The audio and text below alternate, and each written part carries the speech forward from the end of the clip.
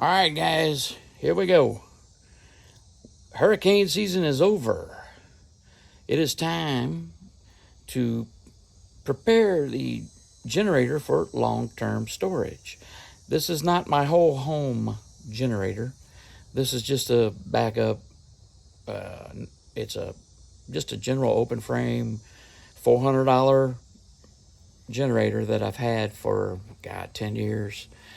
You guys can double check it on the internet. There's all the specs right there. It's a Champion. You can see all the stuff on it. But I'm just using it as a general guide. You're going to notice some modifications on this thing because I've had it for a long time, and it's made in, I believe it's made in China. And they use some parts on here that are not good, and we'll run through that. But for the most part, we're going to go through the steps one at a time on how to prepare this thing for long-term storage. Now, the main thing you want to do is get the gasoline out of it. Gasoline turns to, it breaks down, and it just no bueno. So we want to get the gasoline out. So let's go. Here we go. All right. First thing we're going to do is we're going to disconnect this line right here, the fuel line that comes from the gas tank to the carburetor. We're going to disconnect it below the filter, and I'll explain why in a minute. Now, some of you are probably saying, hey, wait a minute, where's the on-off switch for the fuel? Well, we'll go through that in a minute too. There is no petcock here, and there's a reason why, and it's a very good reason why there's no petcock here. So let's go ahead and remove this clamp and drain the fuel from the tank into our handy-dandy gas tank.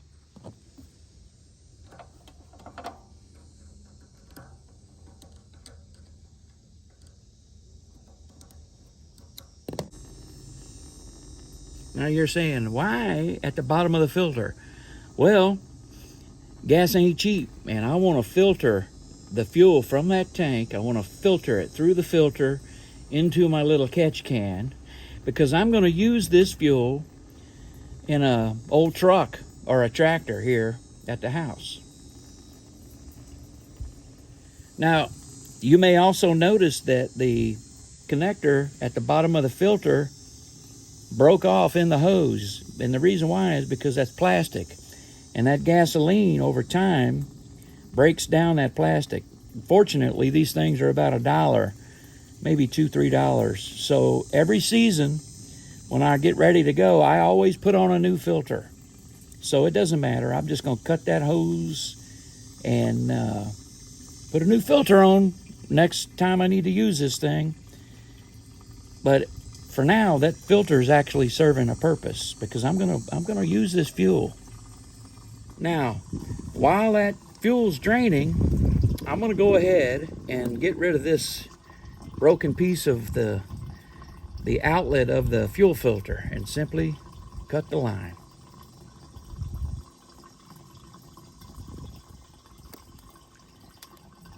Now, it's not in there, so all I got to do next time I use this is just reconnect it, because I've got plenty of hose, and I've got more hose in the garage. So I can probably get 2 or 3 more years uses out of this piece of hose, just sticking it up in there. Because the filter, as you can see, is flexible. I mean, this piece of hose will let me move it all the way over here. So now what do we do? Well, we got that piece of junk out of there. Now what we're going to do is we're going to take a rubber cap and we're going to plug that line just like that. Okay? We're not going to shove a piece of metal down in there, because it'll corrode and rust and all that junk will get in your carburetor. We're not going to use a piece of wood, and we're not going to use plastic inside the hose. Why? Well, that plastic will break down and you'll get little particles of plastic down in your hose, and next time you go to crank it up, you'll get all that plastic down in your carburetor. So use a cap. And you're going to say, well, why don't you just connect those lines? Well, I guess I could, but I don't want to, because then I go to do it next time. That means I got to disconnect it.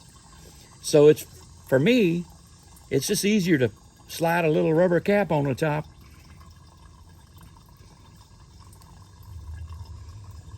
And I've been doing this way with these little rubber caps for 45 years. Now, while we're still waiting for it to drain, I would like to tell you why there is no petcock in the tank. Well, this machine here is, I guess it's a little over 10 years old. It might be 14 years, I don't remember. What happens is it's made in China, and China, when they use a petcock, this little seal right inside there that fits up in the tank like that, it's inside the tank. And that is made out of pig iron or some kind of alloy that just does not hold up over the years. And it breaks, and then you find yourself in a jam 3 days ahead of a hurricane or whatever. And these things take, you just can't run to Home Depot and get one of these anymore, I guess. I don't know. I couldn't find any. But anyway, I find that just taking it out of line and using a brass fitting to go from the tank straight into the carburetor, well, put a filter in line, works just fine. You don't need this because I know a lot of you guys are screaming and pulling your hair out about the safety aspect of having a petcock.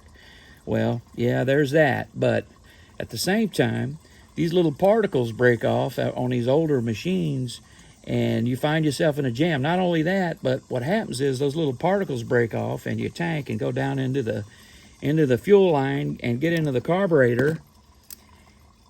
And the way they destroy the carburetor is well, the little particles get into the jets.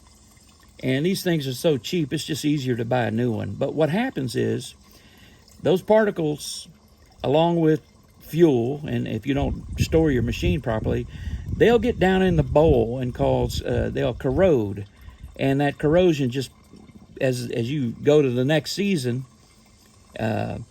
you'll see that the corrosion, matter of fact, let me take this bowl off. I'll show you what I mean.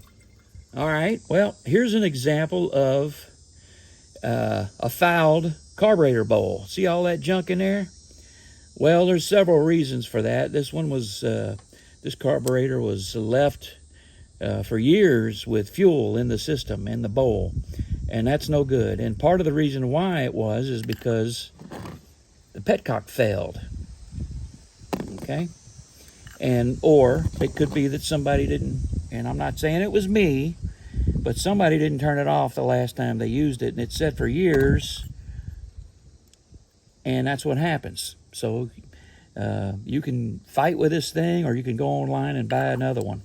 And I think I paid $25 for a new carburetor from Champion. It was something like that. And it was the easiest thing I've ever done for small engine repairs. Only 2 bolts hold the thing on. And it comes with all of the stuff, the gaskets, everything. They even give you some fuel lines and some clips and some stuff. But anyway, our drain line is now finished. The tank is now empty. And now what I'm going to do is, there's a little fuel left in the line and in the carburetor bowl. So we're going to start this thing up, and we're going to run it until it runs out of gas. And then we're going to move to the next step.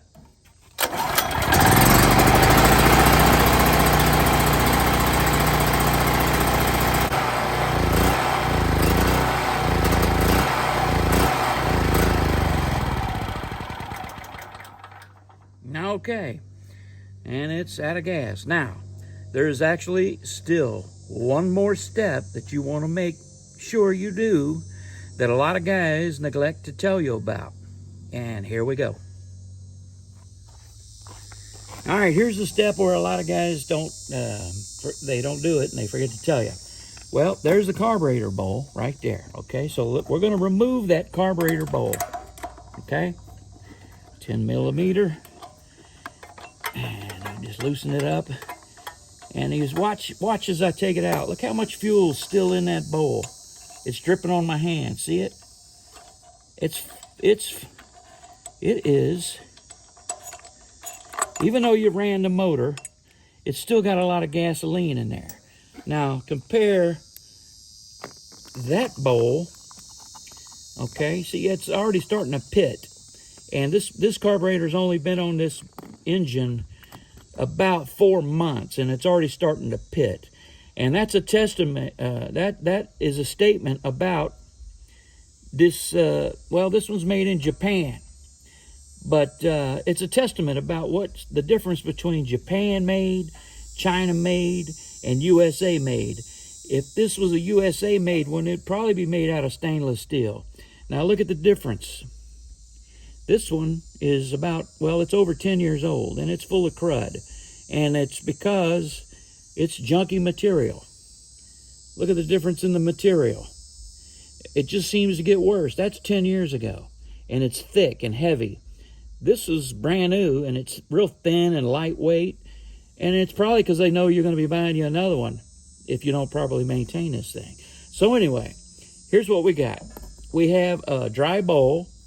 The float is somewhat dry, but to protect that bowl, I have a secret, and I'm going to show you what it is right now. So for about 45 years now, I've been using this product. Matter of fact, this bottle is about 30 years old. And what I'll do is, it's called Zoom Spout Oiler, and it's for turbines. It's turbine oil and motor oil for like fan motors on air conditioners, that kind of stuff. So what I've been doing for all these years on all of my small engines, when I put them up for storage, is I put a little bit in a bowl, and I just simply take my finger and I work that oil all around inside that bowl and make sure it's coated with that oil. And then I put it back on.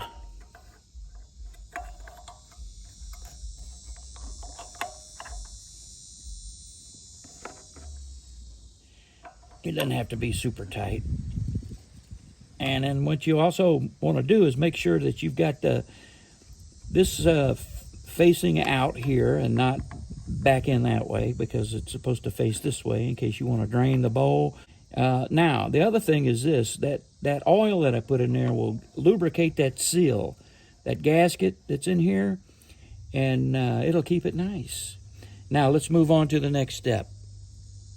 Okay, your next step is inside where you put the fuel. You know, you take the cap off, and this is where you put your fuel. You'll find, in most cases, this little strainer basket. And that strainer basket is meant to keep little impurities out when you pour gas in. However, this little basket is, again, it's made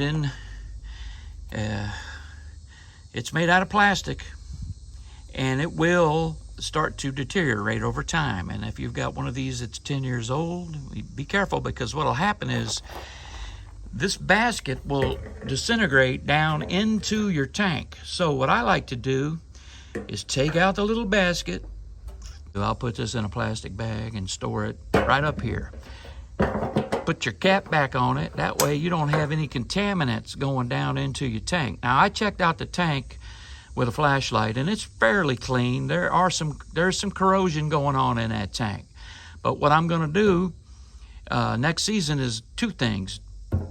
Make sure that's good, and I'm going to flush the system. And after I flush it, I'm going to put on one of these bad boys right here. A lot of these machines come without that little fuel filter, and trust me, if yours doesn't have that fuel filter in there, you may want to think about spending $5 and 20 minutes and putting an inline filter on your machine. And it will prevent contaminants from going into your carburetor. All right, next thing we're going to do is we're going to drain the oil. There's your crankcase oil drain plug right there, to give you a little bit of perspective. Now, before we do that, before we crack that open, it would be helpful to come around on the other side and crack open the oil fill. You don't have to take it off, just crack it open, and that will release any possible vacuum. Not that it's in a vacuum, but just in case there's a little pressure, crack it. come back over. And it might make all the difference in the world getting a wrench on that thing and cracking it loose. Here we go.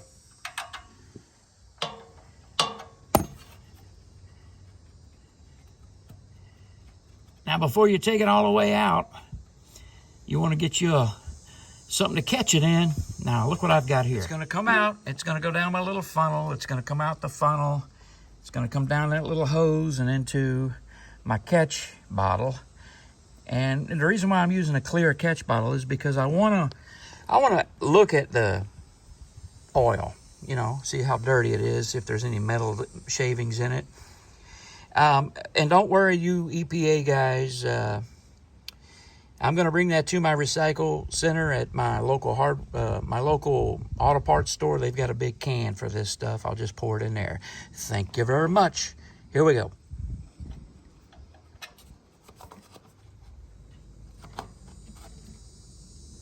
See, it's draining right into my funnel. It's coming down the pipe. It's going right into my can. My little oil bottle here. All right, it's finished draining. It's down to just a few drops. And we've got, you know, we've collected it down here in our little bottle. So now, let's put the cap back on. All right, now you can see what you've got in your bottle. And it's, you know, looks like it's time. It's time for new oil. That's pretty dirty, and I don't see any big chunks of metal. But, you know, it's time. So what we're going to do now is we're going to put some fresh oil. And as you can see, I actually have the Champion oil right here. 10W30. And we're going to put the plug in and make sure we've got the right amount of oil, and we'll show you how to do that. We're going to put some oil in this thing. Now, we're going to take this oil cap off, and, you know, I noticed something while I was doing this. There's your dipstick right there. Let's put this up here. Let's put this somewhere safe. I noticed that they actually have another oil drain cap on the other side of the block. So there's actually two. You can do it from either side. So how do we do new oil? Well, you got to make sure you're on level ground. That's important, level ground. Use the specified oil by the manufacturer. What it requires is a funnel. Now, I've got multiple funnels. I've got all kinds of funnels, but I found one that works real well. And it's simply just, you know, you put it right down into the fill hole. You see the threads? I'm going to talk about them threads here in a minute. Put it in there. Get your recommended oil. And begin slowly filling. Slowly filling. Okay? Slowly. You can slowly fill the oil until it comes up to the very bottom of the threads. See those threads? We're not there yet, but I just wanted to show you those threads inside that hole, the fill cap, the filler port. Now the other method is to use the dipstick that goes in, and it's built into the cap. And you can see a little grid on there. Now, see that little crisscross pattern? When you get there, that's where my fingernail is, that's low. There's medium, and right there is full. I'm going to try to get it right about there. Not too full, you know what I mean? Between medium and full is where I want to get it. For me. Yeah, and you may want to read the manual for exactly what they recommend, but for me, I like running it just shy of full. Here we go. Okay, I don't know if the camera's going to pick it up, but I got that oil right where I want it. Okay, so let's put the cap back in. And as far as the oil is concerned, we're good for next season. or for the next hurricane, or the next long-term outage, or for the next time I use my little welding machine, or whatever, or go camping, or whatever. We're good to go. Now, let's talk about a couple of other things. Air filter. All right, this is the air filter. It goes right here. This one is a reusable, cleanable, sponge type air filter. I have one on hand, but and it's still in a sealed package. But I have this one, and I'm looking at it, and you know what? It's good to go. You know why? Because I changed it 4 months ago, and I only ran this thing for 1 hour, maybe not even an hour. So I'm gonna put this filter back in. It's always good to check that filter and lock it up. If I can stand on my head and do this. Oh, y'all. This is driving me. There we go. And then the top one. Boom. Okay. Now, we're going to leave that on there until next season, and then we're going to replace that filter. We've capped off our line going into the carburetor so that we don't get contaminants. We've changed the oil. We have put new fresh oil in it, and we checked the filter, okay?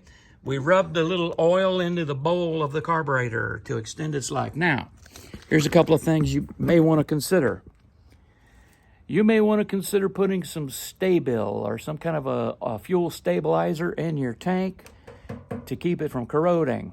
This is a Chinese-made or Taiwan-made, Asian-made, so it's not like American-made, so it's going to corrode. However, what I have done, again, put an inline filter, and you don't have to worry so much about that. Now, what I'm going to do next season, before I crank this thing up, is I'm going to flush that tank real well with fuel. And I might even coat it with some of that turbine oil, just a little coat of it, and just get it ready for the season. But to catch all of those particulates that are going to come out inevitably, I am going to put a filter on the fuel line. So, what else? Okay, you may want to consider putting this thing away in a well-ventilated place, even though there's no fuel in it. It still has some fumes, and it still has some oil. And if you do, make sure it's a ventilated place. Now, if you want to store it outside, I'd recommend buying a nice cover for this thing, or just putting it in a tool shed where the elements can't get to it. But okay, now the last thing we're going to do is we're going to change the spark plug. Here's the spark plug. I'll just uncap it. There's your spark plug. We're going to get us a spark plug wrench and take it out. All right, we're getting this spark plug out of here. We're going to take a look at it. All right, so let's look at this thing. All right. All right, now it's got a few hours on it, so I'm gonna simply just put in a new one. I got a new one right here, so let's just put a new one in. Now you can see the spark plug is out. There's the hole right there. And before we put a new plug in, we're going to just put a little bit of our oil, our turbine oil, just a smidge. And we're going to just use the fact that it has this long little tube on it, and we're going to get it right in there. We're going to squeeze some right out into the cylinder. All right. Now what we're going to do is we're going to cycle that piston slowly so that that oil gets on the rings and the cylinder walls. And now you're probably saying, well, why are you putting a new one in before you put it away for storage? Well, the reason is because if I have to use this thing in an emergency, I want to do as little prep as possible. Yeah, I know this spark plug thing don't take very long, but The likelihood that this spark plug is going to foul between now and the next time I use it is very slim. So I want to have a fresh spark plug in there. All right. Now we got that oil in there. Now we're putting our spark plug back in. I don't know if you can see. That spark plug in there, boy. Huh? There you go. You ain't gotta, just, get it in there kind of snug and one more extra little oomph and you're good. All right. Now we got us a fresh spark plug in there. Put your wire back on. Now, what we're going to do is slowly cycle that piston up and down. Okay?